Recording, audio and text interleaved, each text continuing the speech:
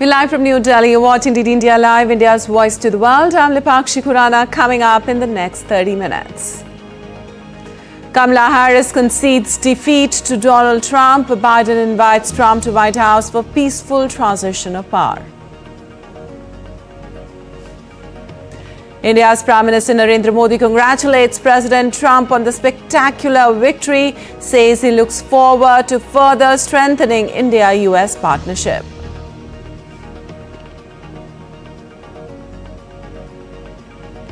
Germany coalition on edge after Chancellor Olaf Scholz sacks as finance minister, faces snap elections.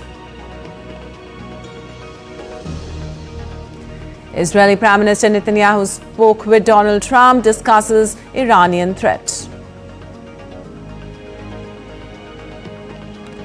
Cuba's national electrical grid collapses as Category 3 Hurricane Rafael makes landfall in Artemisa.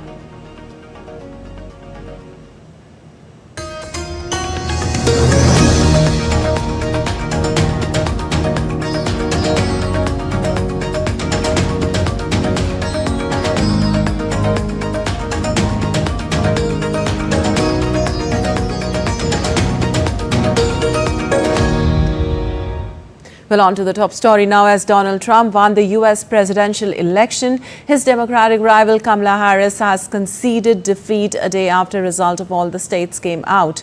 U.S. Vice President and Democratic candidate for U.S. presidential race chose Harvard University in Washington, D.C. for her concession speech to accept defeat, a common tradition in U.S. elections.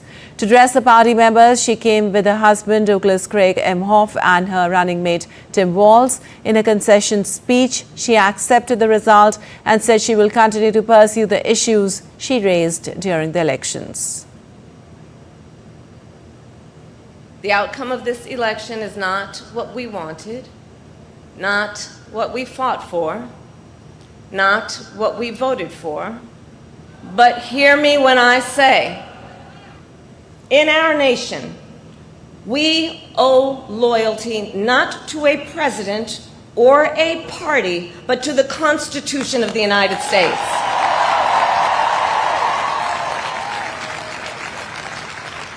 And loyalty to our conscience and to our God.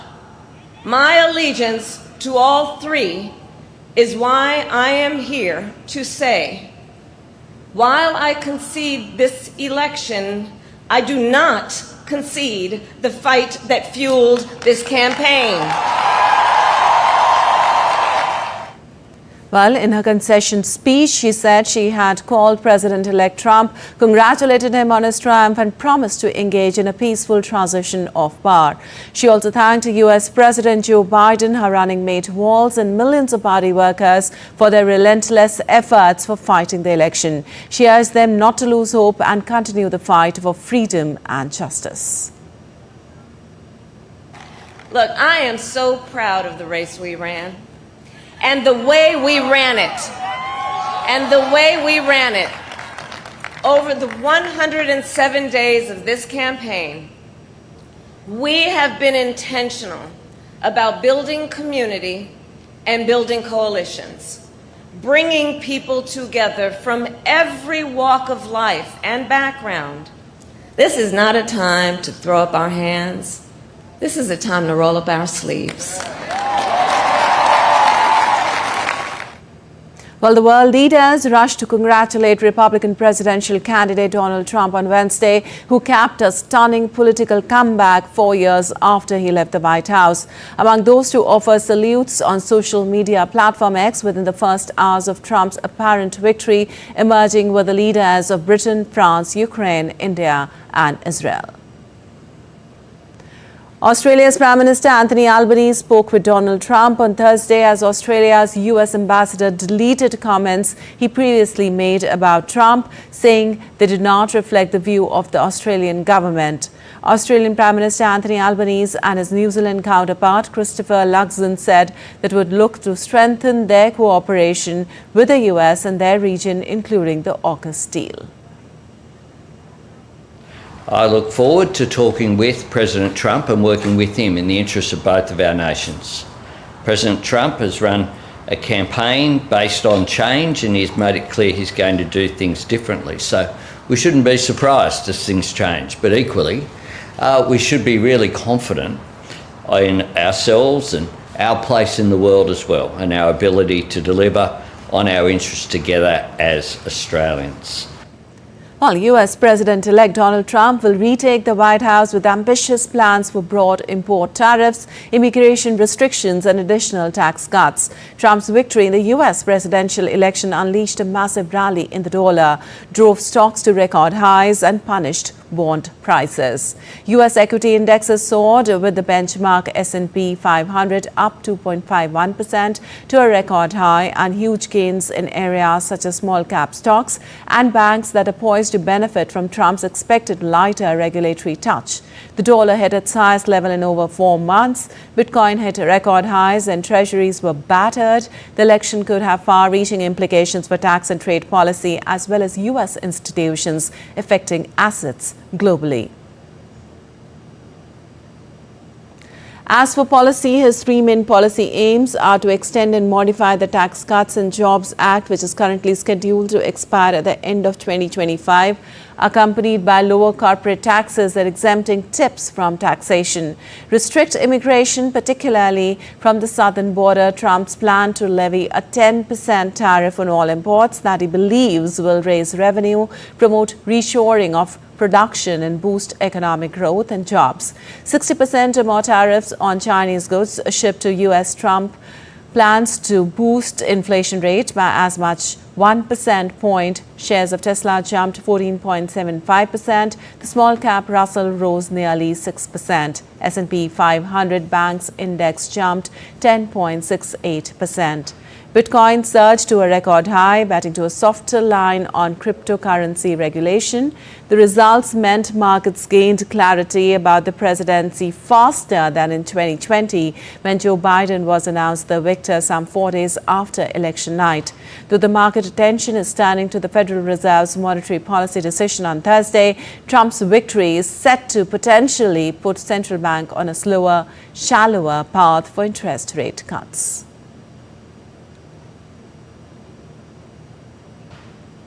And Israeli Prime Minister Benjamin Netanyahu spoke with Donald Trump to congratulate the Republican leader on his US presidential election victory. Netanyahu's office said in a statement that the conversation was warm and cordial. The statement added that the two leaders discussed the Iranian threat and the need to work together for Israel's security. Earlier in a tweet, Netanyahu had said that Trump's historic return to the White House offers a new beginning for America and a powerful recommitment to the great alliance between Israel and America. Meanwhile, days after Israel notified UN it is cancelling agreement regulating UNRWA operations, the United Nations said that replacing it would be Israel's responsibility. The UN formally responded in a letter to Israel's decision to cut ties, a move that UNRWA has said leaves its operations in Gaza and the West Bank at risk of collapse. Under a new law, Israel told the UN on Sunday it was ending a 1967 cooperation agreement with UNRWA that covered its protection, movement and diplomatic immunity. The law will also ban UNRWA's operations in Israel from late January. Netanyahu has accused UNRWA for anti-Israeli incitement and involvement in October 7 attacks, which triggered conflict. Well, back in Israel, people protested on Wednesday outside Netanyahu's Jerusalem residence, demanding a hostage release and fearing that the sacking of Defense Minister Yoav Gallant would bring in further delay. Citing a crisis of trust regarding the management of Israel's ongoing military operations, Netanyahu replaced Gallant with Israel Katz, previously the foreign minister, while Gideon Saar became foreign minister.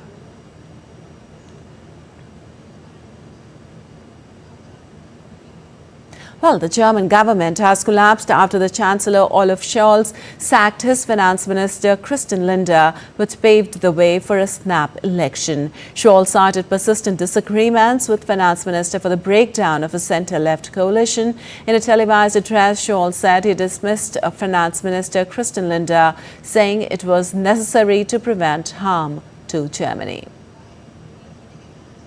Gleich in der ersten Sitzungswoche des Bundestages. We need a government that is able to act, that has the strength to make the necessary decisions for our country. That's what was important to me in the past 3 years. That's what's important to me now. Well, Scholz said he would now call a confidence vote for January 15th, which could allow elections to be held by the end of March next year. Meine Damen und Herren, In the very first week of the parliamentary session in the new year, I will call for the confidence vote so that the Bundestag can then vote on it on January 15th. That way, parliamentarians can decide if they want to pave the way for a snap election. That election could then take place at the latest by the end of March, while respecting the rules of the Constitution. jetzt. Ich habe dem Well, sacked German Finance Minister Christian Lindner blamed Olaf Scholz for leading Germany into a phase of uncertainty. Olaf Scholz hat leider gezeigt, Unfortunately, Olaf Scholz has shown he does not have the strength to give his country a new boost. Instead, the Chancellor gave me an ultimatum to suspend the constitutional debt break. I could not do that because I would have been breaking my oath of office. Therefore, in the meeting of the Coalition Committee this evening, the Chancellor has terminated the cooperation with me and the FTF. His carefully prepared statement from tonight proves that Olaf Scholz is no longer aiming for an agreement sustainable for everyone, but rather a calculated break of this coalition. With this, he is leading Germany into a phase of uncertainty. Statement vom heutigen Abend. Well, Ireland plans to hold a general election on November 29th, formally kicking off a truncated campaign which will last mere weeks. Even thought Prime Minister Simon Harris had until the end of the coalition's 5-year term in March to go to the polls, but with the announcement, he seems to take the advantage of favourable poll numbers and a slump in support for scandals hit main opposition party Sinn Féin. The $11.6 billion budget giveaway in early October was also seen as putting the country on an election footing. Harris is expected to resolve the Dáil or Irish Parliament either on Thursday before a meeting of European leaders in Budapest or on Friday when he returns. Under the rules, a minimum of 18 days' notice is required for an election, which can lead to short and frantic campaigns. And Hurricane Rafael has slammed into Cuba as a Category 3 storm before losing some strength as it passed over the island and entered the Gulf of Mexico. The hurricane, which caused power outages in multiple regions, is the 5th major hurricane of the year in the Atlantic and the strongest this year, late in the year since 2020. According to the U.S. National Hurricane Center, Rafael is expected to bring storm surges, flash flooding and mudslides. Amid the outages, 9 provinces in the west and central Cuba, including the capital Havana, have been placed on cyclone alert. Over 70,000 people have been evacuated from their homes. This is the second blow from a hurricane in Cuba in recent weeks. Hurricane Oscar enveloped Cuba in late October, killing at least 7 people. The country's power grid has collapsed multiple times and millions were left without power for 4 days following a blackout.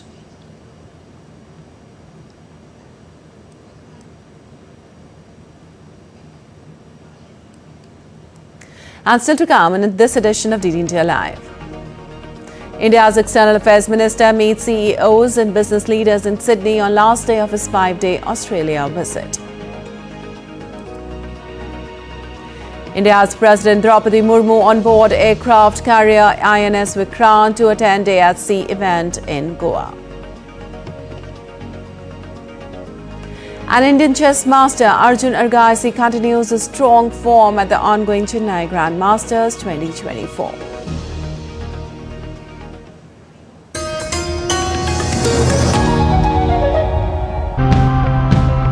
As our ecosystems change, we not only need to amplify our efforts to save them, but we also need to adapt our lives. Today, everything grows here.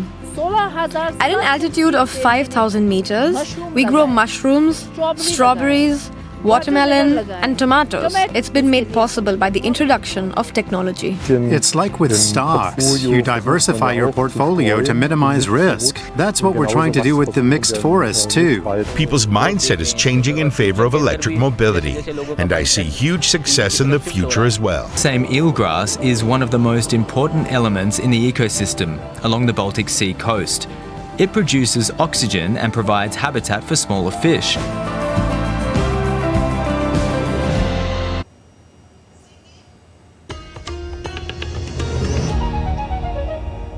Welcome back. You're watching DD India Live. I'm Lipakshi Khurana, and moving on, India's External Affairs Minister Dr. S. Jaishankar is on a 5-day visit to Australia, where he began the last day today with meeting CEOs and business leaders in Sydney, where he underlined ongoing transformations in India in digital infrastructure, manufacturing and skilling. Jaishankar also highlighted natural complementarities between both the countries to support each other's growth. He added that the robust business and investment linkages between the two are key drivers of the comprehensive strategic partnership. And the second meeting of the India CARICOM Joint Commission was held in virtual mode on Wednesday. The Joint Commission reviewed the entire spectrum of relations between India and CARICOM, including economic and commercial, agriculture, health and pharmaceuticals, energy and infrastructure, technology and innovation, human resource and capacity building, culture and people-to-people exchange. Both sides deliberated on strengthening economic cooperation, enhancing trade and fostering a robust partnership in various areas, including education, digital public infrastructure, renewable energy and science and technology. Well, India's President Draupadi Murmu will embark on an indigenous aircraft carrier INS Vikrant and witness naval operations at sea off Goa on Thursday. This is maiden sailing of the President Murmu onboard aircraft carrier INS Vikrant to witness the full spectrum of multi-domain naval operations. The Day at Sea event will demonstrate the operational capabilities of the Indian Navy combatants, including a glimpse of the flying operations from the INS Vikrant.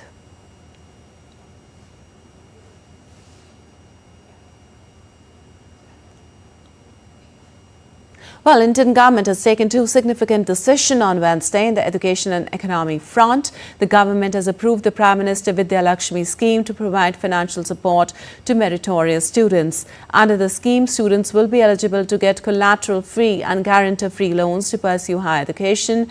Further, the scheme has been introduced so that financial constraints do not prevent any youth of India from pursuing quality higher education.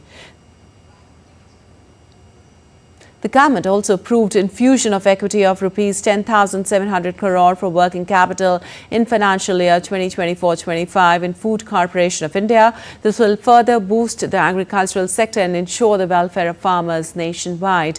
This strategic move shows the government's steadfast commitment to supporting farmers and fortifying India's agrarian economy.